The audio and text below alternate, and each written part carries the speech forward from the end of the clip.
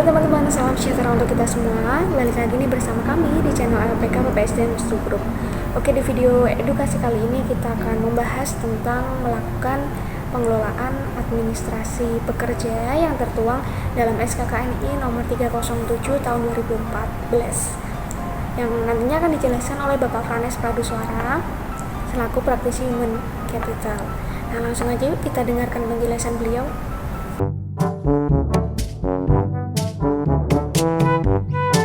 Salam sejahtera untuk kita semua.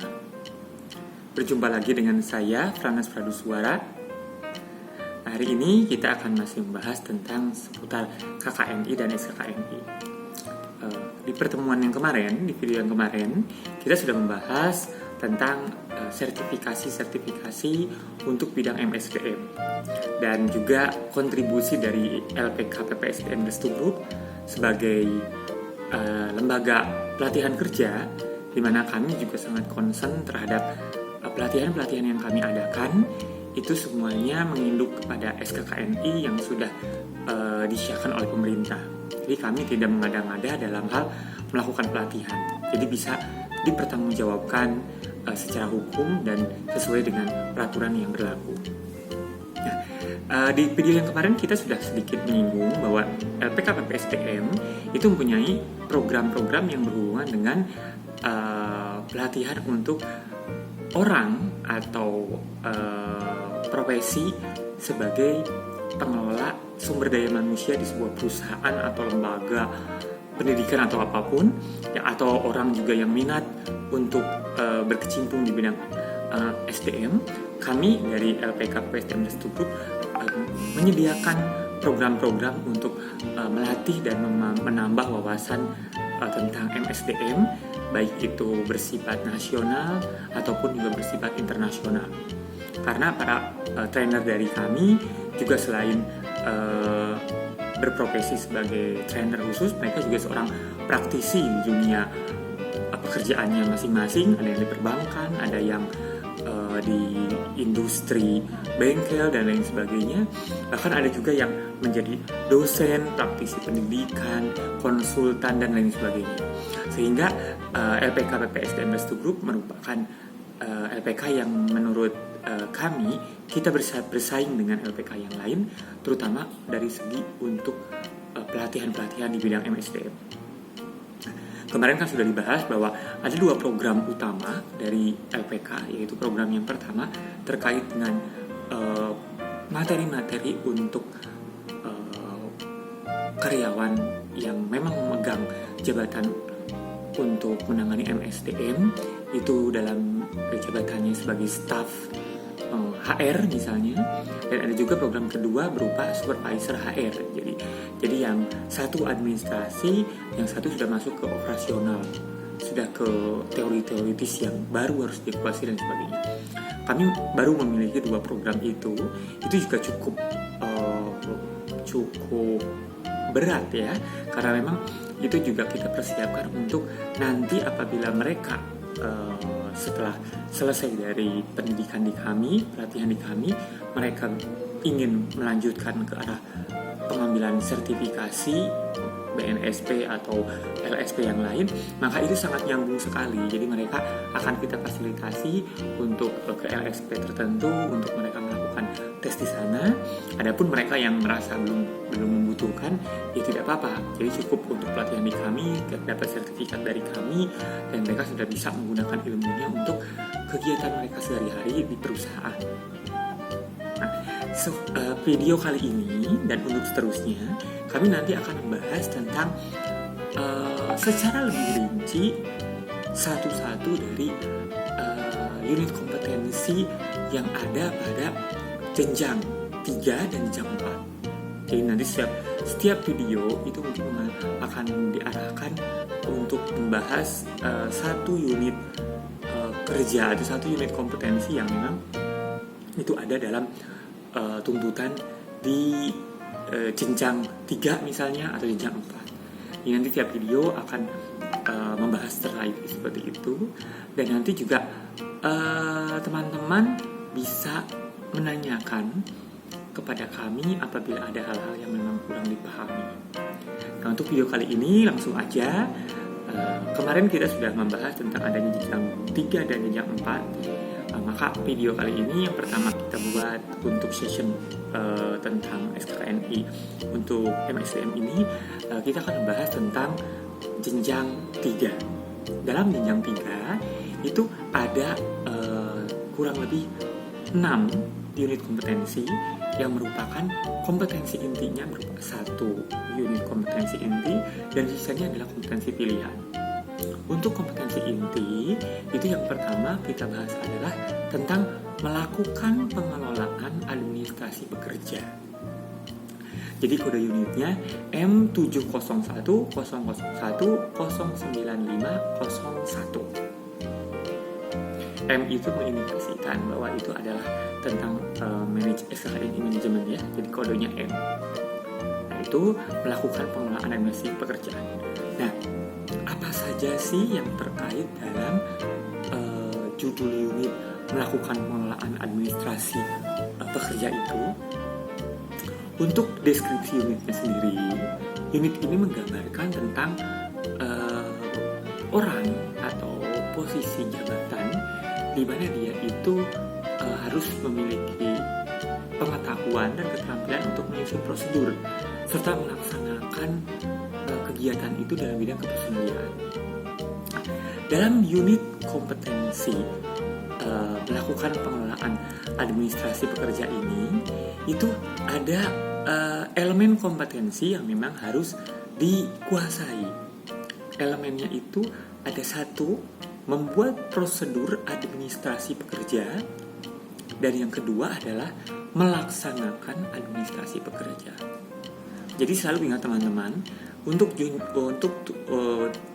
judul unit melakukan pengelolaan administrasi pekerja, jadi intinya teman-teman yang nanti menduduki posisi sebagai staf administrasi untuk HR, maka harus memiliki kemampuan untuk pengelolaan administrasi pekerja. Nah, itu kan bingung, apa sih pengelolaan administrasi pekerja? Buka SKKNI-nya, di situ ada 2 elemen yang harus teman-teman kuasai terkait 1 unit kompetensi itu.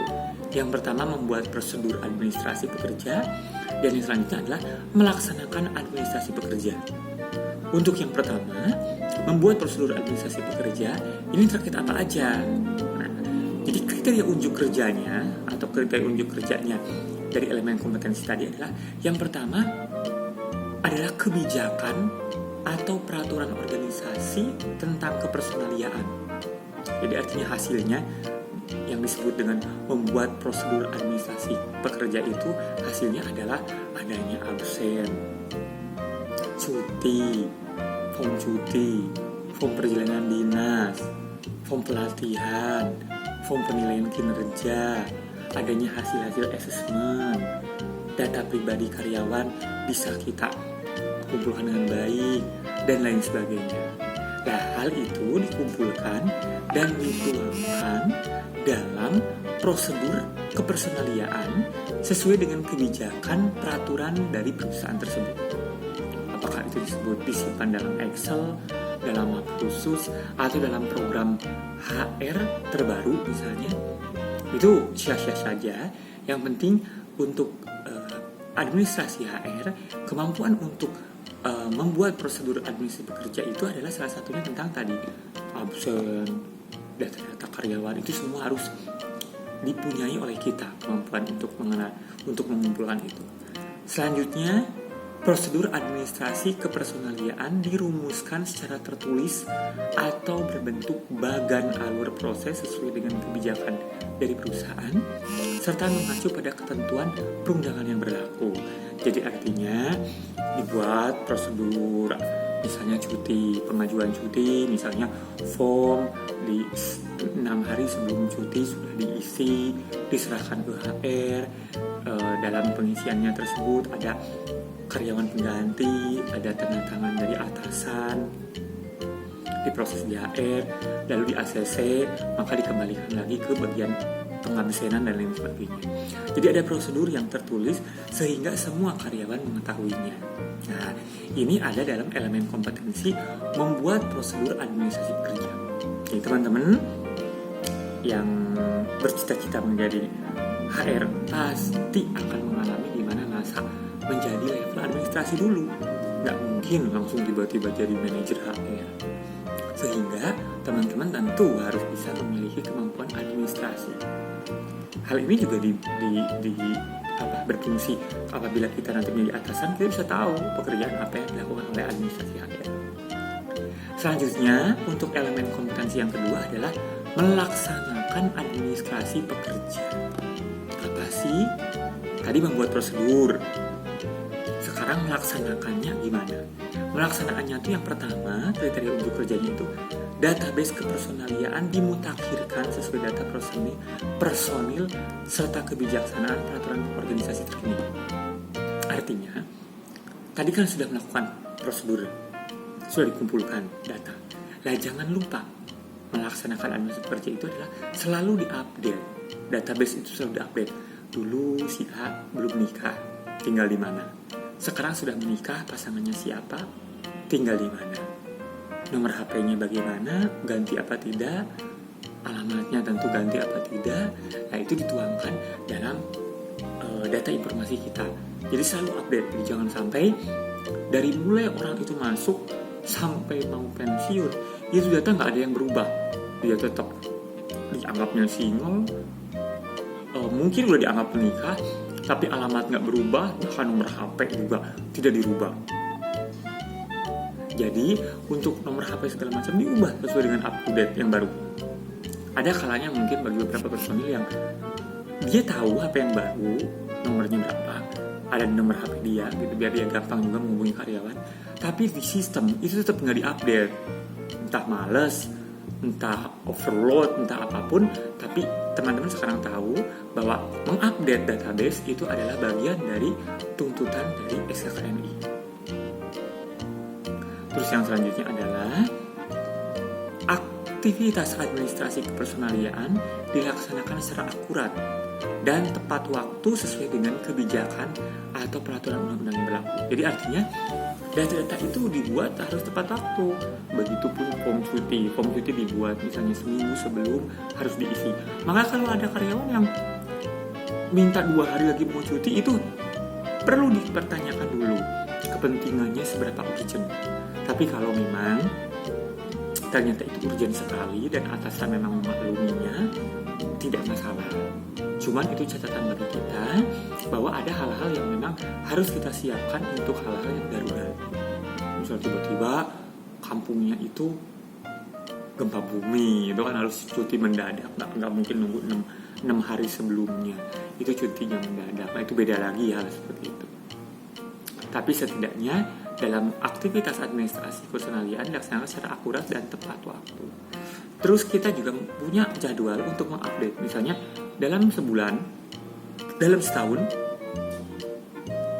setiap bulan ke-6 itu harus diupdate tentang perkembangannya. Nah, perkembangannya itu bagaimana? Maka ketika nanti jatuh di bulan 6 misalnya, maka itu harus diupdate. Itu tepat waktu artinya. Nah, akhirnya nanti kita bisa tahu. Mungkin aja beberapa data tidak berubah, tapi ada data yang berubah.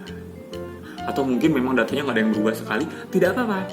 Tapi artinya kita memang sudah melakukan kontrol yang baik sebagai orang yang bertugas sebagai administrasi. Oke teman-teman, jadi administrasi HR itu tidak gampang loh. Jadi bagi teman-teman yang baru lulus kuliah dan bercita-cita menjadi HR, Anda pasti akan mengalami masa di mana Anda levelnya adalah administrasi. Harus tahu administrasi. Pada video kali ini kita membahas tentang kompetensi inti untuk jenjang 3, yaitu tentang melakukan pengelolaan administrasi. Dalam melakukan pengelolaan administrasi itu ternyata ada 2 elemen yang harus dikuasai. 1, membuat prosedur. Yang kedua melaksanakan prosedurnya. Itu tertuang dalam melakukan pengelolaan administrasi. Jadi melakukan pengelolaan administrasi, di dalamnya ada 2 hal yang menjadi elemen inti.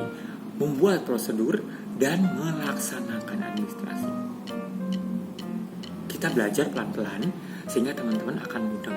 Oh, ingat, untuk semakin mematangkan teman-teman untuk menjadi HR, saya sarankan Anda download SKKNI MSDM nomor 307 tahun 2014. Di situ ada semua elemen kompetensi, ada semua judul unit yang dibutuhkan. Nanti kita bisa bahas satu persatu. Terus untuk yang kedua, kita juga perlu mendownload SKKNI nomor 435 tahun 2015. Kalau ini dia membahas tentang jenjang. Jadi sebenarnya HR itu atau bagian MSDM itu dibagi dalam berapa jenjang. Nanti teman-teman bisa menyesuaikan bahwa oh saya jenjang 3, maka tuntutan intinya ini. Tentu dalam perusahaan pasti perusahaan akan punya standar yang lebih biasanya bahwa HR walaupun Anda staf HR, Anda tetap harus bisa seperti ini. Itu adalah pembelajaran buat Anda. Itu tidak masalah. Setidaknya Anda ketika mau menjalani tugas sebagai staf HR, Anda masih lugu nih, Anda masih karyawan baru, Anda masih lulus, sehingga setidaknya Anda akan tahu oh tuntutan dari jenjang 3 itu adalah seperti ini, 6 kompetensi, 1 inti dan 5 adalah pilihan. Setidaknya Anda akan tahu seperti itu dulu. Jadi saran saya sambil mengikuti video saya selanjutnya, Anda yang pertama adalah download SKKNI nomor 307 tahun 2014 dan nomor 435 tahun 2015. 2 itu aja dulu cukup. Nanti kita tambah lagi. Jadi, untuk video kali ini, mungkin nanti di bulan September ini kita hanya akan membahas di jenjang 3. Dengan tuntutan kompetensinya apa saja dan elemennya apa saja, nanti kita akan pecahkan bersama-sama. Baik, itu dari saya. Jika ada pertanyaan, saya tunggu di kolom komentar atau juga bisa kirim email ke kami, itu tidak masalah. Dan bagi beberapa perusahaan yang mungkin membutuhkan penjelasan lebih lanjut dan mungkin ingin menjalin silaturahmi dengan kami, teman-teman dari perusahaan juga bisa menghubungi kami. Kita bisa menjadi sharing partner yang baik. Oke, terima kasih. Jangan lupa subscribe, bunyikan loncengnya, dan juga di-share ke teman-teman yang membutuhkan. Ingat, berbagi ilmu itu sangat luar biasa. Itu sedekah yang luar biasa loh, berbagi ilmu. Jadi teman-teman menemukan konten ini, wah lumayan nih dibagiin. Kayak gitu aja itu bisa jadi sedekah. Dan itu apabila orangnya melakukan dengan baik, bisa beramal, bisa menghasilkan kesejahteraan untuk keluarganya, untuk teman-temannya, itu merupakan ladang amal untuk kita semua. Maka berbagilah ilmu walaupun sebesar biji zaitun atau apa gitu ya. Jadi walaupun kecil, yang namanya berbagi ilmu itu dampaknya luar biasa. Oke, demikian dari saya. Selamat pagi, selamat beraktivitas. Oke teman-teman, tadi itu penjelasan dari beliau, dari Bapak Franis Pardusora.